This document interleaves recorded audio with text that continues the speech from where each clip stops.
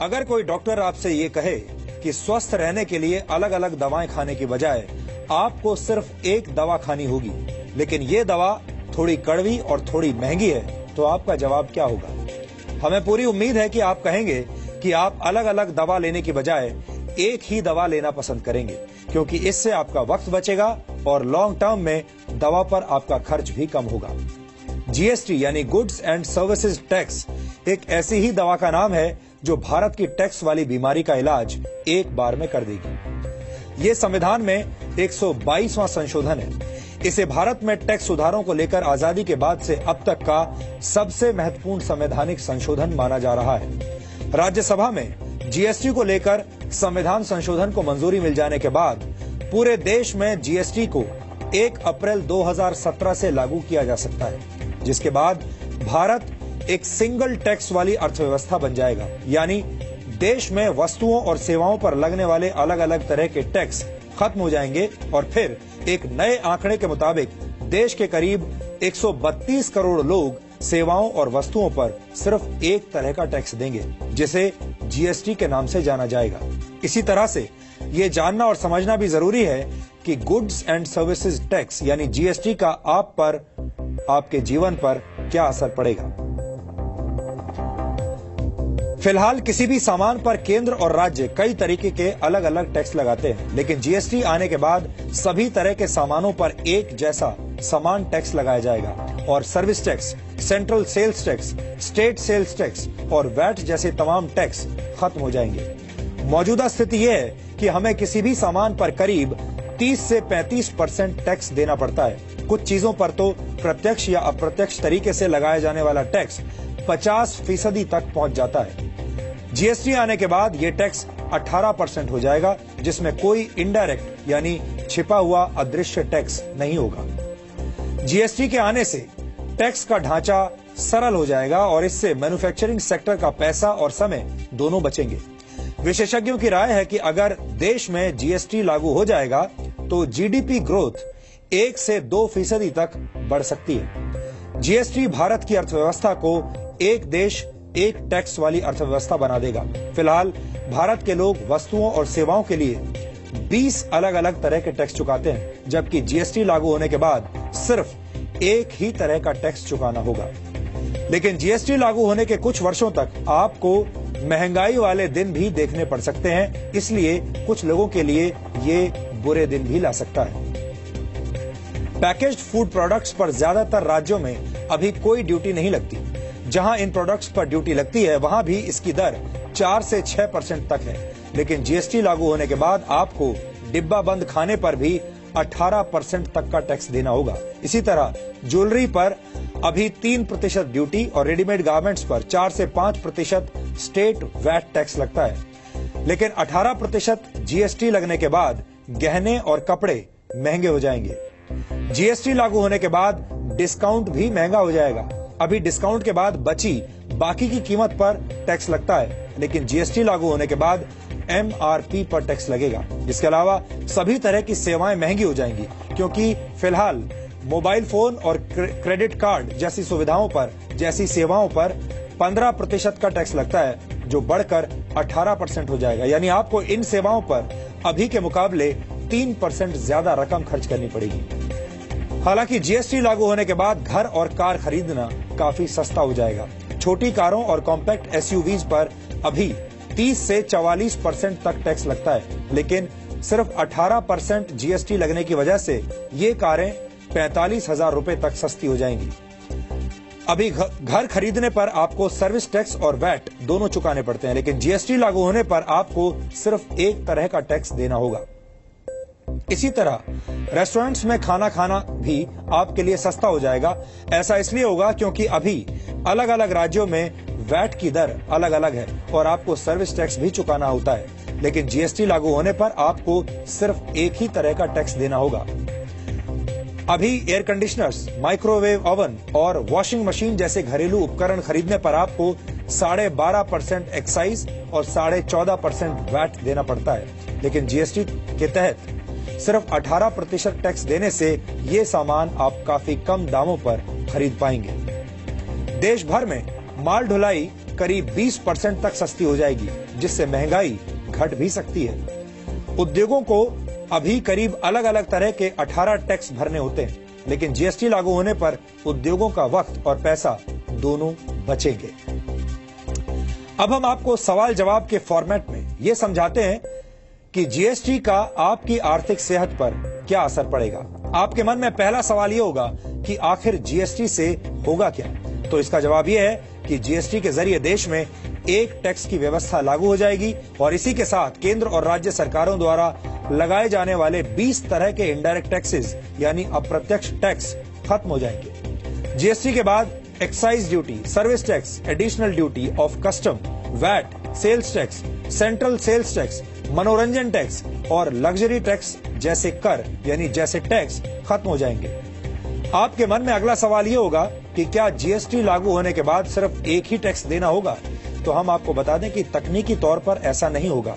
GST में 3 तरह के टैक्स शामिल होंगे, जिनमें पहला होगा सीजीएसटी यानी central goods and services tax, जिसे केंद्र सरकार वसूलेगी। दूसरा टैक्स होगा एसजीएसटी यानी state goods and services tax, जिसे राज्य सरकारें आपसे वसूलेंगी। और तीसरा होगा आईजीएसटी यानी integrated goods and services tax, जो 2 राज्यों के बीच होने वाले कारोबार पर लगेगा और इसे दोनों राज्यों को बराबर अनुपात में बांटा जाएगा।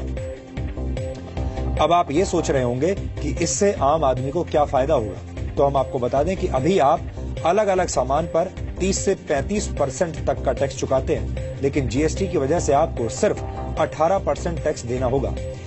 एक देश एक टैक्स की नीति लागू होने पर आपको किसी भी सामान के लिए अलग अलग राज्यों में अलग अलग कीमत नहीं चुकानी होगी, यानी पूरे देश में सभी सामान एक ही दाम पर मिलेंगे। आप ये भी सोच रहे होंगे कि टैक्स की दर 35% से 18% हो जाने पर तो सरकार को काफी नुकसान होगा, लेकिन हम आपको ये भी बता दें कि ऐसा बिल्कुल नहीं होगा, क्योंकि नई वस्तुएं ऐसी हैं जिन पर अभी काफी कम टैक्स लगता है। जीएसटी से इन वस्तुओं पर लगने वाला टैक्स बढ़ जाएगा।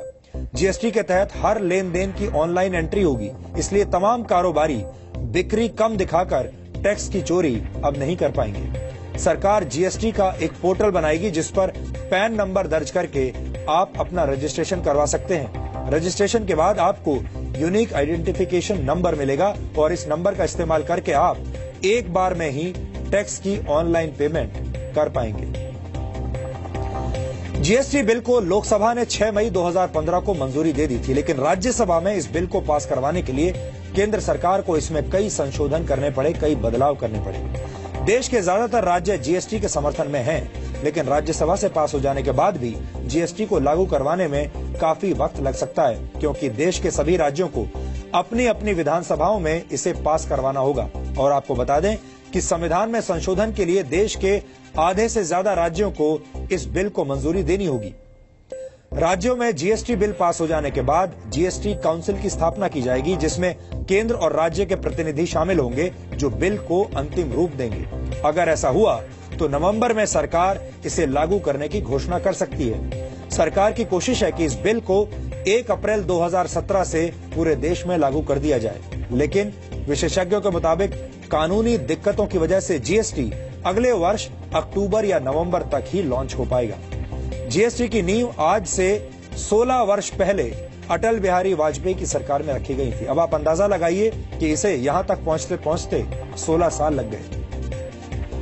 इसके बाद वर्ष 2007 में यूपीए की सरकार के दौरान वित्त मंत्री पी चिदम्बरम ने बजट में 2010 से जीएसटी लागू करने का प्रस्ताव रखा था। सैद्धांतिक रूप से बीजेपी और कांग्रेस दोनों जीएसटी का समर्थन करते रहे हैं, लेकिन कुछ पॉइंट्स ऐसे थे जिनकी वजह से इस बिल को राज्यसभा में कांग्रेस का समर्थन नहीं मिला। कांग्रेस केंद्र द्वारा सभी सेवाओं और वस्तुओं पर 1% ज्यादा टैक्स लगाए जाने के फैसले के विरोध में थी, जिसे सरकार ने अब बिल से हटा दिया। कांग्रेस की मांग थी कि सरकार एक डिस्प्यूट सेटलमेंट अथॉरिटी का निर्माण करे, ताकि 2 राज्यों या फिर केंद्र और राज्य के बीच होने वाले विवादों को सुलझाया जा सके।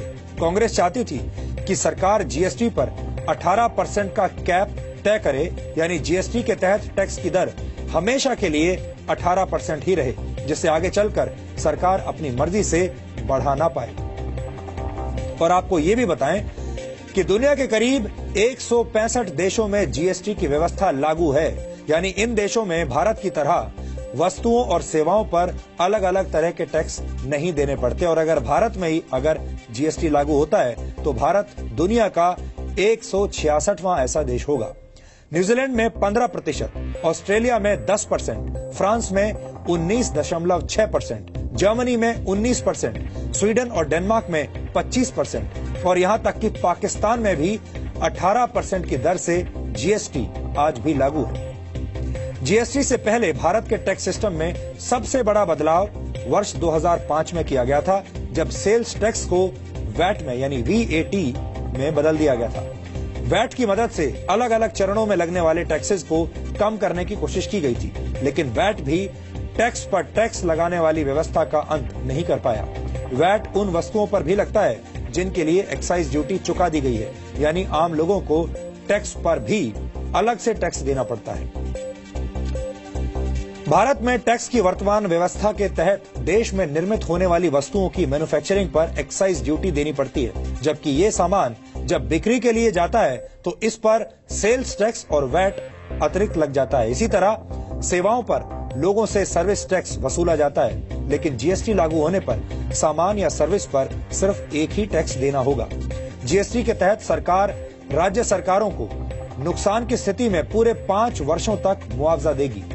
सभी पार्टियों के बीच इस बात को लेकर भी सहमति बन गई है कि जीएसटी के रेट को संविधान में शामिल करने की बजाय बिल में शामिल किया जाए, क्योंकि जीएसटी की दर को संविधान में शामिल करने से भविष्य में बदलाव करने के लिए लंबी प्रक्रिया अपनानी होगी। जीएसटी को लेकर संविधान संशोधन बिल पर राज्यसभा में बहस हुई। इस दौरान वित्त मंत्री अरुण जेटली ने जीएसटी से जुड़ी कुछ अहम बातें सदन को बताई, जिसे हमारे दर्शकों को भी आज ध्यान से सुनना चाहिए। आज स्थिति क्या है? सेंट्रल गवर्नमेंट एक्साइज चार्ज करती है। लगभग 80% आइटम एक्साइज के 12.5% टैक्स है। यही आनंद जी ने शायद आंकड़ा दिया अभी। राज्य जो वैट चार्ज करते हैं, लगभग 55% आइटम्स पे वैट 14.5% है। अगर इसकी वेटेड एवरेज ले ले तो लगभग 65-70% आइटम्स पे कंबाइंड टैक्स 27% है, राज्य और केंद्र का मिला के। इसमें अब हम सेसेस भी डाल दें, लग्जरी टैक्स डाल दें, ऑक्ट्रॉय और एंट्री टैक्स डाल दें और जितने छोटे छोटे टैक्स लगते हैं वो सब डाल दें, तो ये फिगर 30 या 30 से भी ऊपर चली जाती है। अब आज उस आंकड़े के ऊपर जब वो टैक्स स्टेट्स और सेंटर में बढ़ता है तो उससे गुजारा चलता है। लेकिन जीएसटी आने के बाद कम से कम 3 परिवर्तन आएंगे। पहला परिवर्तन ये होगा,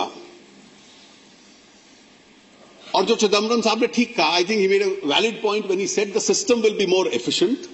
the second will be that there will be no cascading effect of tax on tax. आज अगर 6 स्टेजेस पे टैक्स लगता है तो हर स्टेज पे जो पहले टैक्स दिया गया है उस टैक्स कंपोनेंट पे भी टैक्स लगता है। तो जीएसटी में there will be no tax on tax, तो वो उसकी दर कम आएगी। तीसरा इसके साथ एक और तर्क है कि कई आइटम्स ऐसे हैं जिसके ऊपर या लोअर रेट का टैक्स लगेगा या टैक्स नहीं लगेगा। सो आज भी ये स्थिति है, when all these factors, there being no tax on tax, system becoming more efficient and evasion becoming more difficult, plus lower rate of tax or no tax in certain items, from this 27 to 30% will bring the rate down. ये एक बहुत बड़ी घटना है। भारत की tax व्यवस्था में एक बहुत बड़ा बदलाव है और इस बदलाव का आप सबके जीवन पर बहुत बड़ा असर पड़ने वाला है। इसीलिए हमें लगा कि आज हम आपको सरल भाषा में जीएसटी के बारे में सब कुछ बताएं, ताकि आप समझ सकें कि जीएसटी आने के बाद आपके जीवन पर क्या बदलाव आएगा।